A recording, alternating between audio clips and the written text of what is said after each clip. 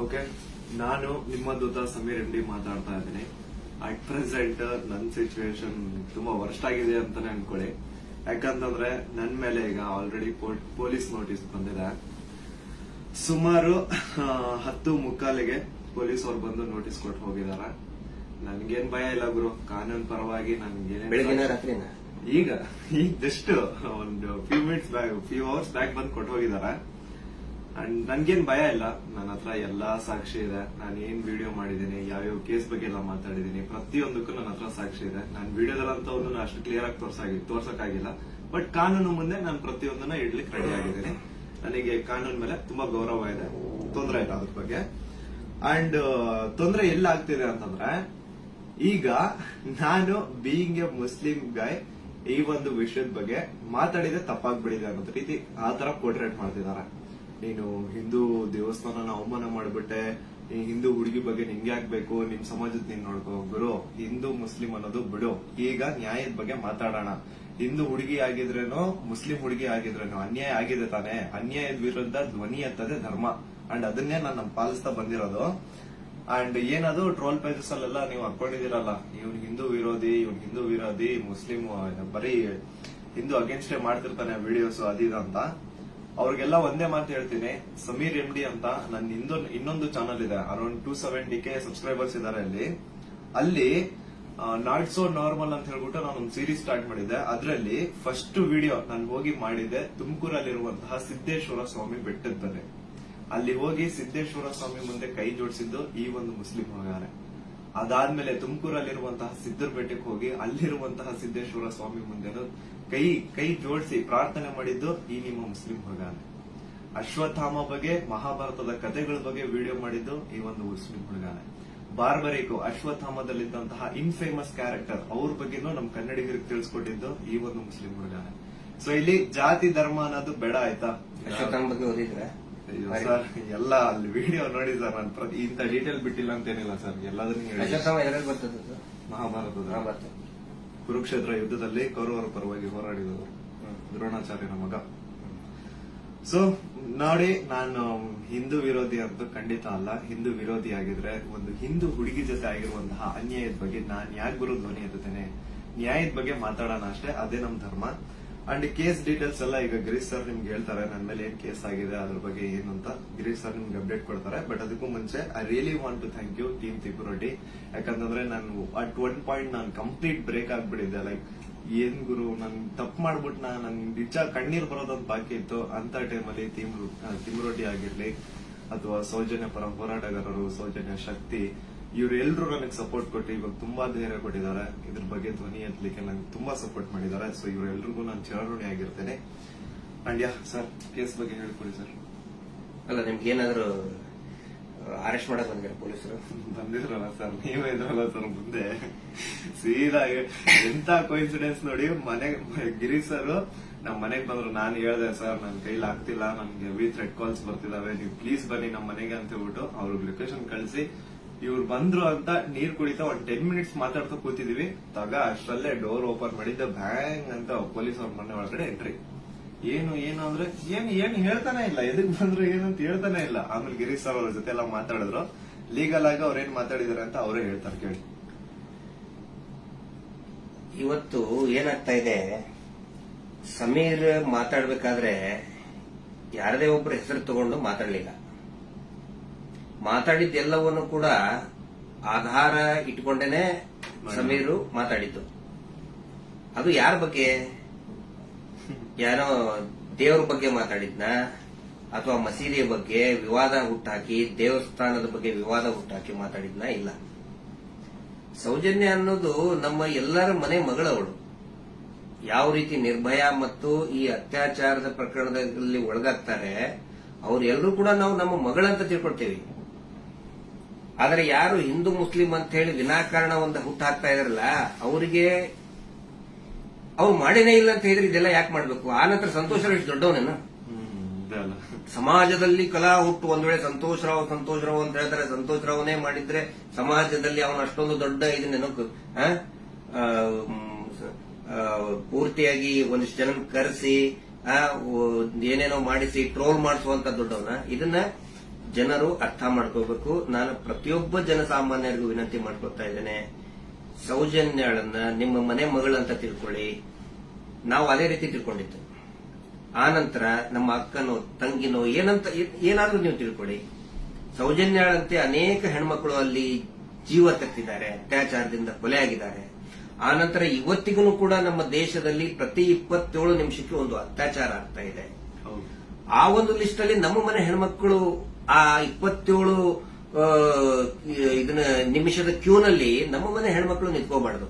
ಒಂದು ಈವ್ ಟೀಸಿಂಗ್ ಆಗಿ ಮೊನ್ನೆ ಮುಂಬೈಯಲ್ಲಿ ಒಂದು ಹೆಣ್ಮಗಳು ತಪ್ಪಿಸ್ಕೊಳ್ಳೋದಕ್ಕೆ ಹೋಗಿ ಸತ್ತಿದ್ದಾಳೆ ಪಾಪ, ಆಕ್ಸಿಡೆಂಟ್ ಆಗಿ, ಮುಂಬೈ ರೋಡ್ ಆಕ್ಸಿಡೆಂಟ್ ಆಗಿ. ಈವ್ ಟೀಸಿಂಗ್ ನಮ್ಗೆ ಏನ್ ಅನ್ಸುತ್ತೆ, ಅವ್ರು ಎಲ್ಲರೂ ಕೂಡ ಏನೋ ನಮ್ಗೆ ನಮ್ಮ ಮನೆಯ ಮಕ್ಕಳವರು, ನಮ್ಮ ಏನೋ ನಮ್ಗೆ, ಯಾಕಂದ್ರೆ ಎಲ್ಲ ಹೆಣ್ಮಕ್ಳ ಜೊತೆಗೆ ನಾವು ಬೆಳೆದವರು. ಸಮೀರ್ ಅವ್ರಿಗೆ ಇಲ್ಲಿ ಮಧ್ಯಾಹ್ನ ಅವ್ರಿಗೆ, ಸಮೀರ್ ಇದಕ್ಕಿಂತ ಮುಂಚೆ ಏನಾದ್ರು ಗೊತ್ತಾನ? ಇನ್ನೊಂದು ವಿಷಯ ನಾನು ಕ್ಲಾರಿಫೈ ಮಾಡ್ಬಿಡ್ತೀನಿ.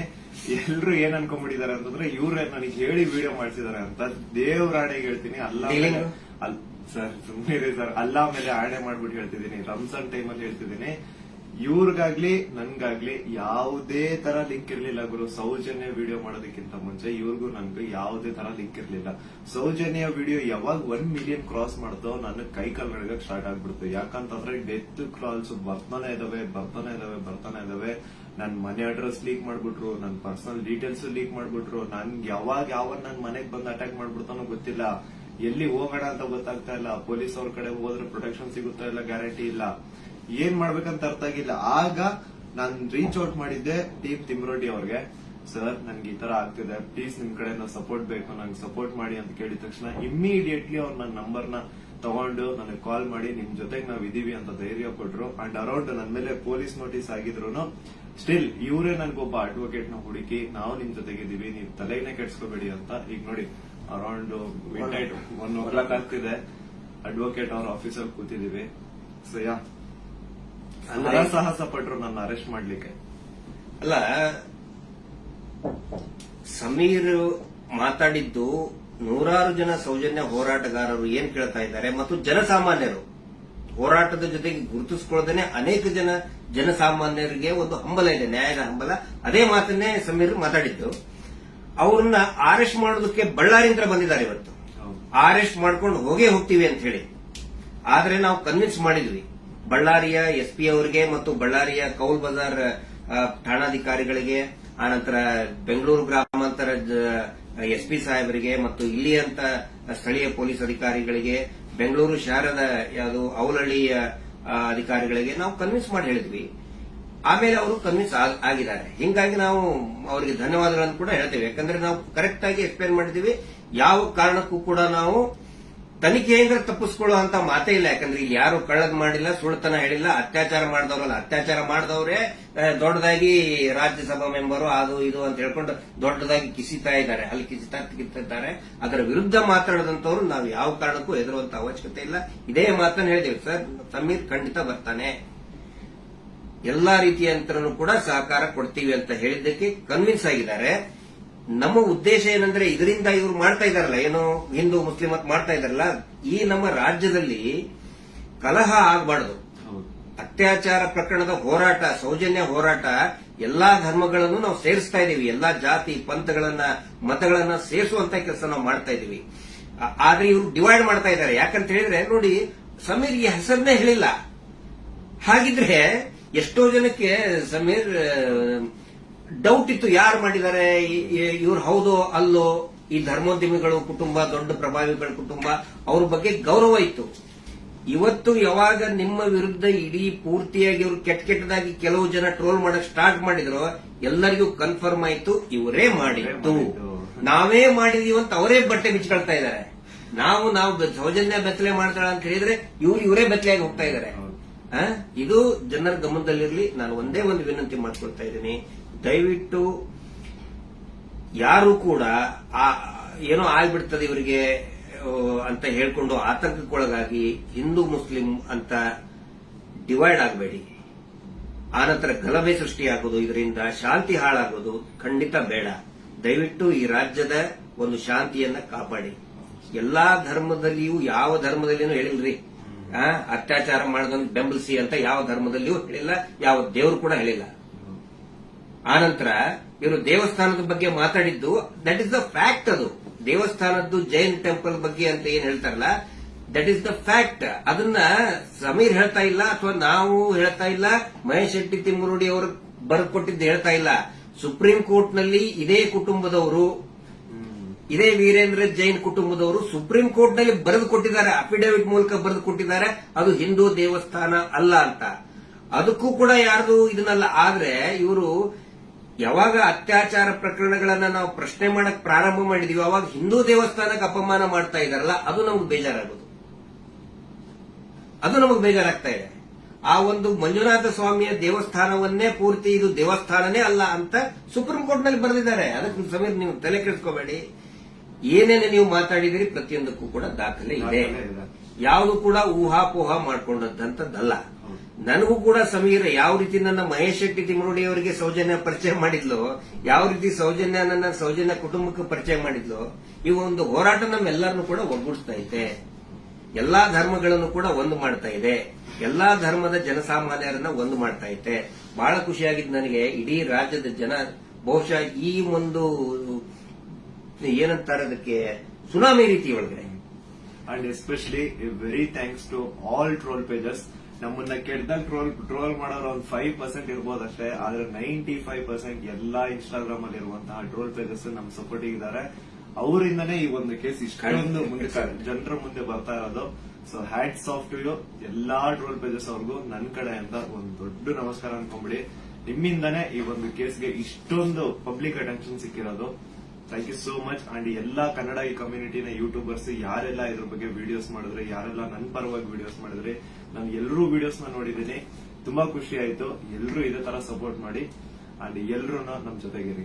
ಆಮೇಲೆ ಬೇರೆ ಬೇರೆ ದೇಶದಿಂದ ಸಪೋರ್ಟ್ ಆಸ್ಟ್ರೇಲಿಯಾದಿಂದ ಮಾಡಿದ್ದಾರೆ, ಇಸ್ರೇಲ್ ಇಂದ, ಬಹರೇನ್ ಇಂದ, ಕೆನಡಾ ಇಂದ, ಸಿಂಗಾಪುರ್ ಇಂದ, ಎಲ್ಲಾ ಬೇರೆ ಬೇರೆ ದೇಶದಲ್ಲಿ ಇರುವಂತಹ ಕನ್ನಡಿಗರು ಇವತ್ತು ಏನೋ ಒಂದು ಶಕ್ತಿ ತುಂಬುವಂತ ಕೆಲಸ ಮಾಡ್ತಾ ಇದ್ದಾರೆ. ನಾವು ನಿಮ್ಮ ಜೊತೆಗಿದ್ದೇವೆ ಅಂತ ಹೇಳ್ತಾ ಇದ್ದಾರೆ.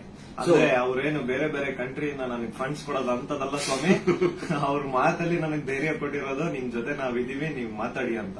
ಡೀಲಿಂಗ್ ಅಂದ್ರೆ ಆಯ್ತಲ್ಲ ನಮ್ದು ನಿಮ್ದು ಡೀಲಿಂಗ್ ಅಂತ ಹೇಳ್ತಾ ಇದ್ದಾರೆ. ಅದ ಅವರೇ ದುಡ್ಡು ಹಿಡ್ಕೊಂಡು ಅಡ್ಡಾಡ್ತಾ ಇದ್ದಾರೆ ನಮ್ಮಿಂದ. ಮಹೇಶ್ ಶೆಟ್ಟರ್ ಹಿಂದೆ 12 ವರ್ಷದಿಂದ ದುಡ್ಡು ಹಿಡ್ಕೊಂಡು ಅಡ್ಡಾಡ್ತಾ ಇದ್ದಾರೆ. ಕೇರ್ ಮಾಡ್ತಾ ಇಲ್ಲ. ನನ್ನ ಹಿಂದೆ 1.5 ವರ್ಷ ಆಯ್ತು ಅದನ್ನ ಮಾಡ್ತೇವೆ ಇದನ್ನ ಮಾಡ್ತೇವೆ ಅಂತ ಹೇಳ್ಕೊಂಡು ಯಾರು ಕೇರ್ ಮಾಡಿಲ್ಲ. ದಯವಿಟ್ಟು ನೋಡಿ, ನನ್ನನ್ನ ಏನಾದ್ರು ಪೊಲೀಸ್ ಅವ್ರು ಅರೆಸ್ಟ್ ಮಾಡ್ಕೊಂಡು ಹೋಗಿದ್ರೆ ಲಾಯರಿಗೆ ಕೊಡೋ ಫೀಸ್ ಕೊಡೋಕ್ ದುಡ್ಡು ಸಹ ನಮ್ಮ ಹತ್ರ ಇಲ್ಲಪ್ಪ. ಯಾರೇ ಸೌಜನ್ಯ ಪರವಾಗಿ ಮಾತಾಡ್ತಾರೆ ಅವ್ರಿಗೆ ಏನೇ ಆದ್ರೂ ಕೂಡ ಅದು ನಮ್ಮ ಜವಾಬ್ದಾರಿ. ಮಹೇಶ್ ಶೆಟ್ಟಿ ತಿಮ್ಮರುಡಿ ಅವರು ಇವತ್ತಿಗೂ ಬಹುಶಃ ಇನ್ನೂ ಅವ್ರು ಮಲಗಿರ್ಲಿಕ್ಕಿಲ್ಲ. ನಾವು ಮೊನ್ನೆ ಎಲ್ಲರನ್ನೂ ಮಲಗಿಸೇ ಮಲಗೋದವರು. ನಮ್ಮ ಜವಾಬ್ದಾರಿ. ಆನಂತರ ನಮ್ಮೆಲ್ಲರನ್ನು ಕೂಡ ಆ ದೇವಿ ಸೌಜನ್ಯ ಶಕ್ತಿ ಅನ್ನೋದು ಕಾಯ್ತಾ ಇದೆ. ಆ ಒಂದು ಆಲ್ ಮೈಟಿ ಒಂದು ದೇವರು ಏನಿದ್ದಾನೆ ನಮ್ಮೆಲ್ಲರನ್ನು ಕೂಡ ಕಾಯ್ತಾ ಇದ್ದಾನೆ. ಆ ದೇವರೇ ನಮ್ಮೆಲ್ಲರನ್ನು ಕೂಡ ಒಂದ್ ಮಾಡ್ತಾ ಇದ್ದಾನೆ. ಇದು ಜನಸಾಮಾನ್ಯನ ಹೋರಾಟ. It is a fight of common man. ಯಾವಾಗ ನಾವು ಜನಸಾಮಾನ್ಯರು ಒಂದಾಗ್ತೀವಿ ರಿಸಲ್ಟ್ ಬಂದೇ ಬರ್ತದೆ. ಪ್ರತಿಯೊಬ್ರು ಹೇಳ್ತಾ ಇದ್ದಾರೆ ನನಗೆ, ಪ್ರತಿಯೊಬ್ರು ಸರ್ ರಿಸಲ್ಟ್ ಬಂದೇ ಬರ್ತದೆ, ಇದು ಅಂತ್ಯ ಆಗ್ತಾ ಇದೆ ಅಂತೇಳಿ ಪ್ರತಿಯೊಬ್ರು ಹೇಳ್ತಾ ಇದ್ದಾರೆ. ಮಂಜುನಾಥ ಸ್ವಾಮಿನ ಕಣ್ ಬಿಟ್ಟಿದ್ದಾರೆ. ರಿಯಲ್ ಆರೋಪಿ ಯಾರು ಅಂತ ಅವರು ಹೊರ ಹಾಕ್ತಾರೆ. ಅವರೇ ಎಲ್ಲ ತಂದು ಇಡ್ತಾರೆ ಮುಂದೆ. ಸ್ವಲ್ಪ ತಾಳ್ಮೆ ಇರ್ಬೇಕಷ್ಟೇ. ಅದು ಅದರದ್ದು ರೂಪ ಅದ್ರ ಪಡ್ಕೊಳ್ತದೆ. ಆನಂತರ ಇಲ್ಲಿ ಸಮೀರ್ ಅವ್ರ ಜೊತೆಗೆ ಅವರ ತಾಯಿ ಮತ್ತು ಅವರ ಅಕ್ಕ ನೋಡಿ, ನನ್ನ ತಾಯಿಗೂ ಕೂಡ ನನ್ನ ಬಗ್ಗೆ ಒಂದು ಎಷ್ಟೋ ಕಾಳಜಿ ಇರ್ತದೆ. ಅವರು ಇತ್ತ ಏನಾದ್ರು ಆದ್ರೆ ಫೋನ್ ಮಾಡಿ ಹೇಳ್ತಾ ಇರ್ತಕ್ಕಂಥ ತಾಯಿ. ನಾನಿವತ್ತು ಅವ್ರ ಮನೆಗೆ ಹೋಗಿ ನೋಡಿದ್ದು, ಪಾಪ ಅವರ ಅಕ್ಕ ಎಷ್ಟು ಭಯಾನಕ ಒಂದು ಇದರಲ್ಲಿ ಇದಾರೆ ಅಂತ ಹೇಳಿದ್ರೆ ಅವ್ರ ತಾಯಿ ಅಳ್ತಾ ಇದ್ದಾರೆ. ನನ್ನ ಮಗ ಏನ್ ತಪ್ಪು ಮಾಡಿದ ಸರ್, ಒಂದು ಮಗುಗೆ ನ್ಯಾಯ ಕೇಳಿದ ನನ್ನ ಮಗ, ಹಿಂಗಾಗಿ ನಮ್ಮನ್ನ ಏನೇನೋ ಕೆಟ್ಟದಾಗಿ ಬೈತಾ ಇದ್ದಾರೆ, ಏನ್ ತಪ್ಪು ಮಾಡಿದ ಅಂತ ಒಬ್ಬ ತಾಯಿ ಕೇಳ್ತಾ ಇದ್ದಾಳೆ. ಅದಕ್ಕೆ ನಾನು ಅವ್ರಿಗೆ ಎಕ್ಸಾಂಪಲ್, ನನ್ನ ಪೊಲೀಸರು ಆ 24 ವರ್ಷದ ಹಿಂದೆ ಅರೆಸ್ಟ್ ಮಾಡಿಕೊಂಡು ನನ್ನ ಮನೆಗೆ ಬಂದಾಗಿಂದು ಉದಾಹರಣೆ ಕೊಟ್ಟೆ. ಅವಾಗ ಸಾವಿರಾರು ಲಕ್ಷಾಂತರ ಜನ ನಮ್ಮ ಬೆಂಬಲಕ್ಕೆ ನಿಂತ್ಕೊಂಡ್ರು. ಯಾವಾಗ ಜನಸಾಮಾನ್ಯರು ಬೆಂಬಲಕ್ಕೆ ನಿಂತ್ಕೊಳ್ತಾರೆ ನಾವು ಹೆದರುವಂತ ಅವಶ್ಯಕತೆನೇ ಇಲ್ಲ. ಸಾವು ಯಾವಾಗಾದ್ರೂ ಬರ್ತದ್ರಿ, ಯಾವಾಗಾದ್ರೂ ಬರ್ತದೆ. ನಾವು ಇರುವಾಗ 4 ಜನ ಮೆಚ್ಚುವಂತ ಕೆಲಸ ಮಾಡಬೇಕು, ನ್ಯಾಯದ ಪರವಾಗಿರಬೇಕು. ಅದೇ ಈ ಹೋರಾಟ. ಹಿಂಗಾಗಿ ದಯವಿಟ್ಟು ಒಂದೇ ಒಂದು ಹೇಳೋದು, ಶಾಂತಿಯನ್ನ ಕದಡಬೇಡಿ, ಡಿವೈಡ್ ಆಗಬೇಡಿ, ಇಬ್ಬಾಗ ಆಗಬೇಡಿ, ತುಂಡು ತುಂಡಾಗಬೇಡಿ. ಇವರಿಂದ ಇಡೀ ರಾಜ್ಯನೇ ತುಂಡು ತುಂಡಾಗ್ತಾ ಇದೆ. ಇವರು ಮಾಡುವಂತ ಮೀಟರ್ ಬಡ್ಡಿ ದಂಧೆಯಿಂದ ಇಡೀ ಊರೇ ತುಂಡು ತುಂಡಾಗ್ತಾ ಇದೆ. ಗಂಡ ಹೆಂಡತಿ ನಡುವೆ ಜಗಳ, ಅಕ್ಕ ತಂಗಿ ನಡುವೆ ಜಗಳ, ನೆರೆಹೊರೆಯವರ ನಡುವೆ ಜಗಳ, ಒಂದು ಓಣಿಂತ್ರ ಇನ್ನೊಂದು ಓಣಿಗೆ ಜಗಳ, ಒಂದು ಜಾತಿಯಿಂದ ಇನ್ನೊಂದು ಜಾತಿಗೆ ಜಗಳ ಹಚ್ಚಿ, ಈಗ ಹಿಂದೂ ಮುಸಲ್ಮಾನ್ ಜಗಳ ಹಚ್ಚಿ ಇವರು ಈಗ ಸೇಫ್ ಆಗಕ್ ನೋಡ್ತಾ ಇದ್ದಾರೆ. ಅದು ಆಗಲ್ಲ. ಇವತ್ತೇನು ನಾವು ಒಂದೇ ಒಂದು ಹೇಳೋದು, ಏನೇ ಕೇಸ್ ಆದ್ರೂ ಕೂಡ ಇವನ ಮೇಲೆ ಯಾರು Anil Kumar, Anil black and white Anil, ಅವನ ಮೇಲೆ ಮತ್ತು ಸೀನಪ್ಪನ ಮೇಲೆ ಎಫ್ಐಆರ್ ಆಗಿ ಅರೆಸ್ಟ್ ಮಾಡುವಂತ ಕೇಸ್ ಅದು. ಇನ್ನೂ ಮಟ್ಟ ಅರೆಸ್ಟ್ ಮಾಡಿಲ್ಲ. ಸಮೀರ್ನ ಅರೆಸ್ಟೇ ಮಾಡಬಾರ್ದು ಆ ಪ್ರಕರಣದಲ್ಲಿ. ಸುಪ್ರೀಂ ಕೋರ್ಟ್ ನ ಡೈರೆಕ್ಷನ್ ಇದೆ, ವಿದಿನ್ 7 years ಅರೆಸ್ಟ್ ಮಾಡಬಾರ್ದು ಅಂತೇಳಿ. ಆದ್ರೂ ಕೂಡ ಇವತ್ತು ಬಳ್ಳಾರಿ ಹತ್ರ ಬಂದಿದ್ದಾರೆ. ಬಟ್ ಫೈನಲಿ ಎಸ್, ಪೊಲೀಸ್ ಆಫೀಸರ್ಸ್ಗಳು, ಹಿರಿಯ ಅಧಿಕಾರಿಗಳು ಒಪ್ಪಿದ್ದಾರೆ. ಸೊ ನಾವು ಸಹಕಾರವನ್ನು ಕೊಡ್ತೀವಿ. ಆದ್ರೆ ಸುಮೋಟೋ ಮಾಡ್ಕೊಂಡ್ರಲ್ಲ, ಈ ಸುಗ್ರೀವಾಜ್ಞೆಯಲ್ಲಿ ಮೀಟರ್ ಬಡ್ಡಿ ದಂಧೆ ಯಾರು ಮಾಡ್ತಾರೆ, ಸುಮೋಟೋ ಮಾಡ್ಕೊಳ್ಳಿ, ಸ್ವಯಂ ಪ್ರೇರಿತವಾಗಿ ದಾಖಲೆ ಮಾಡ್ಕೊಳ್ಳಿ ಅಂತ ಹೇಳಿ ಸುಗ್ರೀವಾಜ್ಞೆ ಆದ್ರೂ ಇವತ್ತಿನವರೆಗೂ ಕೂಡ ಒಂದೇ ಒಂದು ಸುಮೋಟೋ ಕೇಸ್ ಮಾಡ್ಕೊಂಡಿಲ್ಲ. ಪಾಪ ಸಮೀರದ ಮೇಲೆ ಸುಮೋಟೋ ಕೇಸ್ ಮಾಡ್ಕೊಂಡಿದ್ದಾರೆ. ಇದು ನಮಗೆ ಬೇಜಾರಾಗ್ತದೆ. ಈ ಎಲ್ಲಾ ವಿಷಯಗಳನ್ನ ನಾವು ಜನರ ಮುಂದೆ ಇಡ್ತಾ ಇದ್ದೀವಿ.